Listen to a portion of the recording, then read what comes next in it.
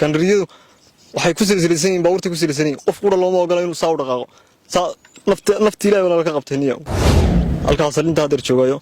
nimanka habtiyaashana si wacan bay isu dhaweeyeen niman wanaagsan weeyaan dadana meeshuna waa meel jabhad bay isku baxdo ciidamo ma aho waxa si aan yeelo waan garan laana deesi walaal dawladina ilaashada wallahi billahi ininka ka dawladsano inaan halka dawladna ka jirin sharciina kama shaqeynayay halkan aan ku suganahay waa Suudiinta kumeel gaarka ee fariisinka waa ciidamada militariga dawlad goboleedka SSC Khaatumo halkanina waa sarinta saaka waxaan idin haynaa war ka duwan wararkii hore ee halkan aan idin ka soo tamin jirnay Cabdulaahi Cabdi Cawad oo hore uga tirsanaa ciidamada Soomaaliland kana soo jeeda beesha Isaaq gaar ahaan beesha Carab ayaa waxa uu saaka u soo goostay dhanka ciidamada militariga SSC Khaatumo isagoo soo dhiibay bal Cabdulaahi isagoo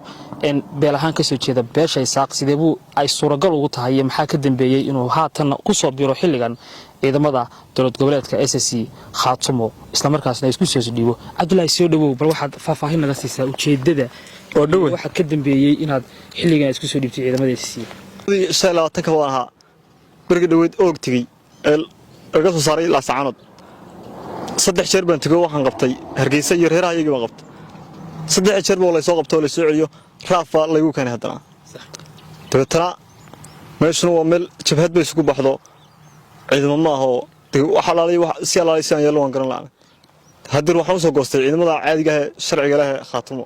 marka aad guutay waxa ka tirsanay waxa ka tirsanaa guutada 8aad sax marka guutada 8aad guutadaadii bal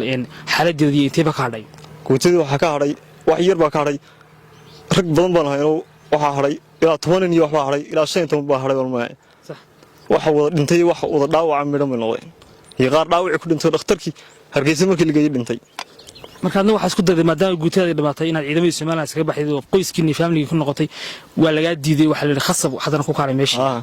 صح saddex jeer wala soo qabto raafa lagu keenay oo saddex jeer la soo qabtaan isri ciidamada caadiga ee SSC sharciga la qabo oday abtigaya waa joogo aan la soo hadlo aan la soo xiriiro xalay baan soo guureeyo saakana waan iga halka soo galay صح halkaas inta hadar joogayo nimanka habtiyaashana si wacan bay isu dhaweeyeen niman wanaagsan weeyaan صح طبعا marka waxa ku leeyahay soo dhaw halkan nidaam iyo dawladnimo ka jira dawladda SSC Khaatumo ku soo dhawow bal waxaad nooga warantaa ciidamadan halkan Muusabixi ku soo aruuriyay ee ciidan beeladyada iyo maleeshiyaadka u badanay dhamaantood meel soo khasbay meesha lagu keenay ciidamada giddi wax la soo wada khasbay weeyaan qof quro daacad iyo kalsooni ku meeshana haday Soomaaliland haday 30 sano dambe iyo 20 sano dambe haday jirto wallahi billahi talaayna dawlad noqonayma gandariyadu waxay ku silsilaysan yihiin baabuurta ku silsilaysan yihiin qof qura looma ogola inuu saa u dhaqaaqo saa nafti ilaahay wala ka qabtay niyo sax marka waan yaabanay sida darteed baan keenay halkan marka adigu guutada ka tirsantaa waa sheegtay hayb ahaan ama reer ahaan reerkii ka soo jeedaa